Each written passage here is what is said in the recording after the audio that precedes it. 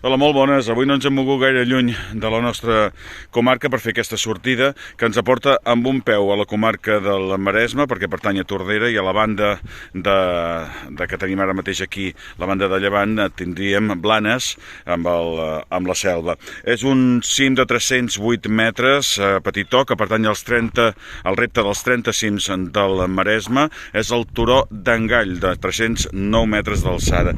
La vista, excepte amb una petita direcció on veiem al fons el castell de Palafolls, no és gaire bona perquè està molt cobert d'arbres, de vegetació. Al fons hi tindríem, per exemple, el turó del Vilar, forma part d'aquesta ruta de la ruta del santuari del Vilar també.